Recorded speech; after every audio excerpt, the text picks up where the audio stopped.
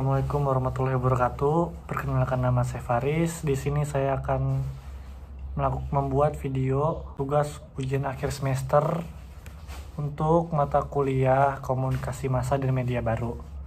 Di sini saya akan membawakan video mengenai network teori atau teori jaringan.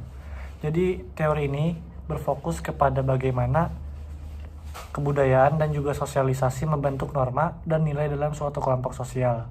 Dan pada tahap selanjutnya, setiap individu yang menjadi anggotanya terinternalisasi oleh norma dan nilai tersebut. Dalam melihat interaksi atau relasi antara individu, Miss Ruchi sebagai teoritis melihat bahwa terjadinya interaksi tersebut dipengaruhi oleh kuat atau lemahnya suatu relasi sosial antar individu dengan individu lainnya. Dalam artian, interaksi akan lebih sering dilakukan oleh seseorang dengan orang yang lain karena adanya kesamaan nilai dan norma dibandingkan dengan individu yang berbeda nilai dan norma.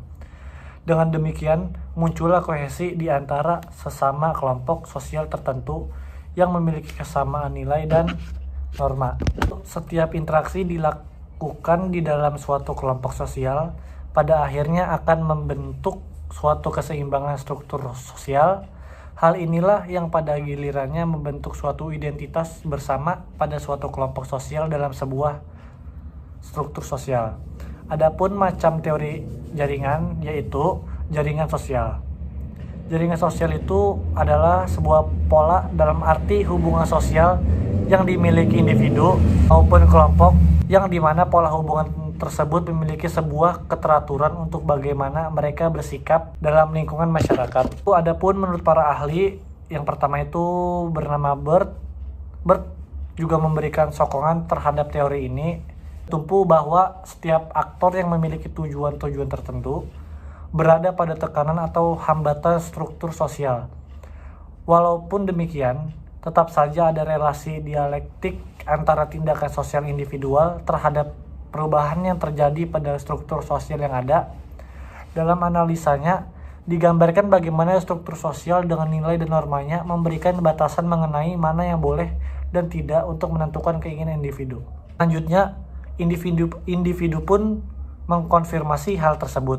Namun, sebagai makhluk kreatif, individu memiliki kekuatan untuk melawan struktur sosial tersebut yang akan berpengaruh terhadap perubahan struktur tersebut untuk mengakomodir keinginan atau interest yang dulu diizinkan oleh struktur sosial. Yang kedua, menurut ahli Damsar, jaringan sosial merupakan hubungan yang tercipta antar individu dalam suatu kelompok dalam lingkungan sosial.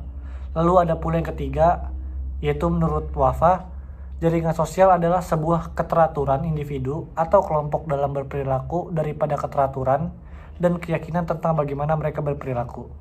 Adapun jenis-jenis jaringan sosial, yaitu yang pertama, jaringan kepentingan. Jadi jaringan ini terbentuk melalui hubungan-hubungan sosial yang memiliki kepentingan. Lalu yang kedua ada jaringan kekuasaan. Jaringan ini merupakan kemampuan seseorang sebagai unit sosial untuk mempengaruhi perilaku dan sebagai pengambil keputusan melalui pengendalian. Lalu yang terakhir ada jaringan sentimen. Jaringan ini terbentuk atas dasar hubungan-hubungan sosial. Sentimen seperti hubungan keakraban, pertemanan, dan lain sebagainya. Lalu ada fungsi jaringan sosial. Yang pertama itu berguna bagi individu maupun kelompok yang menginginkan suatu kemajuan di adanya sebuah peluang. Lalu yang kedua itu ada membantu dalam mengembangkan efektivitas dalam gagasan baru.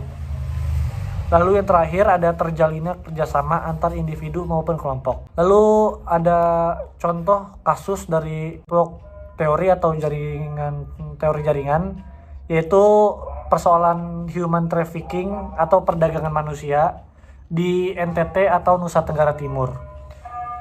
Jadi setiap tahun di NTT selalu dihadapkan dengan masalah kemanusiaan ini.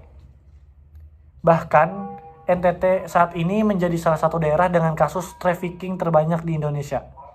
Dari tahun ke tahun, persoalan ini tak kunjung selesai. Korban jiwa sudah ratusan orang. Sayangnya, pemerintah dan aparat penegak hukum belum berhasil menghentikan persoalan pelik ini. Banyaknya kasus human trafficking yang berkedok pengiriman tenaga kerja Indonesia atau TKI mengindikasikan adanya tindak pidana human trafficking oleh media jejaring. Nusa Tenggara Timur atau yang kita kenal NTT merupakan satu dari 5 provinsi di Indonesia yang menjadi penyumbang terbanyak TKI yang berangkat ke luar negeri. Para TKI itu sebagian besar dikirim tanpa dokumen resmi, bahkan tanpa dokumen oleh calo dan PPTKIS atau Pelaksana Penempatan Tenaga Kerja Indonesia Swasta. Yang tidak bertanggung jawab saat ini terdapat 1, juta TKI yang berada di luar negeri. Di jumlah itu, setiap tahun 19.000 TKI dideportasi ke daerah masing-masing karena tidak memiliki dokumen resmi. Yang mau kuliah nggak usah bingung, gabung aja di Stisip Biduri dengan prodi ilmu komunikasi dan ilmu kesejahteraan sosial. Selain mendapatkan ilmu, Pata juga strategis loh. Cuma 5 menit dari stasiun Palmerah dan halte Selipi. Dan menyediakan juga kelas khusus karyawan di hari Sabtu. Jadi tunggu apa lagi, yuk join di kampus ini. Ikan hiu makan kuati, kami tunggu di Stisip Widuri. Hari gini masih bingung mau kuliah di mana? Di kampus Widuri aja. Sekitar 60% TKI asal NTT yang berada di luar negeri bekerja sebagai pembantu atau tenaga tata laksana rumah.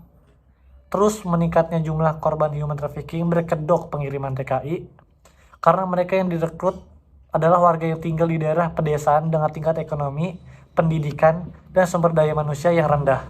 Pada tahun 2016, 54 jenazah TKI diterima di Terminal Kargo El Tari, Kupang. Sebagian peti jenazah pulang dengan alamat palsu, dengan alamat pasti hanya Terminal Kargo. Lalu pada tahun 2014, dari 1.021 orang yang ditangani oleh pihak berwajib, sebanyak 605 diduga merupakan korban human trafficking. Lalu pada tahun berikutnya, yaitu pada tahun 2015, sebanyak 1.004 orang yang ditangani 468 orang, diantaranya terindikasi korban perdagangan orang. Hampir semua korban merupakan TKI tidak berdokumen resmi. Berdasarkan data yang dikumpulkan Institute of Research Governance and Social (CHES) atau IRGSC, pelaku perdagangan orang terbesar dilakukan oleh PPTKIS atau tadi yang sempat saya bilang, yaitu perusahaan pengerah tenaga kerja Indonesia Swasta sebanyak 61% di tahun 2014 dan 45% di tahun 2015. Sedangkan jumlah pelaku yang tidak diidentifikasi sebanyak 17% yaitu pada 2014 dan 32% pada tahun 2015 yaitu di Pos Kupang pada 2017. Lalu berdasarkan laporan dari International Organization of Migration atau IOM Indonesia pada tahun 2014, sedikitnya 7.193 orang dengan 82% perempuan dan 18% laki-laki telah teridentifikasi sebagai TKI non-prosedural. Mereka mendapat bantuan langsung berupa biaya pemulangan, rehabilitasi, penuntutan hukum, dan reintegrasi sosial. Kasus pengiriman TKI non-prosedural yang berujung pada kasus human trafficking di Nusa Tenggara Timur semakin mencemaskan dan terus menjadi sorotan publik. Data dari kasus yang diadvokasi oleh Rumah Perempuan Kupang dari tahun 2012 sampai Juli 2015 telah terjadi sedikitnya 312 kasus. Dari data kasus trafficking berikut dirincikan pada tahun 2012 terjadi sebanyak 42 kasus, lalu pada tahun berikutnya terjadi 15 kasus dengan jumlah korban sebanyak 122 orang. Pada tahun 2015 per bulan Juli sebanyak 8 kasus dengan jumlah korban sebanyak 18 orang. Sehingga totalnya sebanyak 312 kasus yang ditangani oleh Rumah Perempuan Kupang. Pemerintah Provinsi Nusa Tenggara Timur membentuk Satgas TPPO sekitar akhir tahun 2013 untuk penanggulangan permasalahan human trafficking yang sampai dengan saat ini sudah turut andil dalam mencegah ratusan calon TKI yang tidak berdokumen keluar dari NTT. Lalu namun demikian, upaya-upaya ini pun belum maksimal mencegah jatuhnya korban.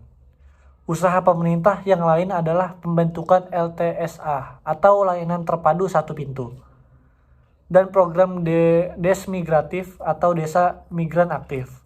Dalam kasus human trafficking di Nusa Tenggara Timur, terlihat beberapa jaringan yang mempengaruhi keberadaannya, baik jaringan yang memberantas human trafficking maupun jaringan ini sebagai perekrut atau bisa disebut mafia human trafficking. Dalam penelitian ini, peneliti menggunakan teori ANT atau Actor Network Theory atau teori jaringan aktor dalam mengkaji bagaimana dan siapa atau apa saja yang terkait dengan permasalahan human trafficking di Nusa Tenggara Timur. Dan penggambaran jaringan yang terkait di dalamnya, hubungan harus berulang kali dilakukan atau jaringan akan larut. Teori Actor Network Theory sebagai tinjauan teori utama akan sangat berperan untuk menjabarkan aktor-aktor yang berperan dan mencari titik permasalahan pada kasus human trafficking di Nusa Tenggara Timur. Lalu berdasarkan latar belakang yang telah penulis kemukakan bahwa Nusa Tenggara Timur adalah penyumbang kasus human trafficking tertinggi di Indonesia dengan kedok pengiriman TKI.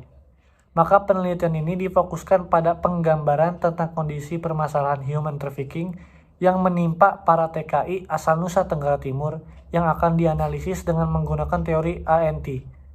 Lokasi penelitian yang dipilih adalah Kabupaten Kupang, Nusa Tenggara Timur. Berdasarkan data BP3 TKI NTT, Kabupaten Kupang merupakan pengirim TKI terbanyak. Di NTT juga merupakan lokasi pertama penerapan program desmigratif yang oleh pemerintah Provinsi Nusa Tenggara Timur. Dengan penjabaran penelitian mendeskripsikan permasalahan TKI ilegal asal NTT yang berdasarkan data dari berita surat kabar dan data yang dari lapangan, yang dilanjutkan dengan analisa dari peran pemerintah, gereja, dan LSM dalam penanggulangan kasus human trafficking di Nusa Tenggara Timur. Fokus penelitian ini sekaligus merupakan pokok pikiran tujuan yang hendak dicapai dalam penelitian ini. Baik, sekian pembahasan network teori atau teori jaringan dari saya. Kurang lebihnya mohon maaf. Wassalamualaikum warahmatullahi wabarakatuh.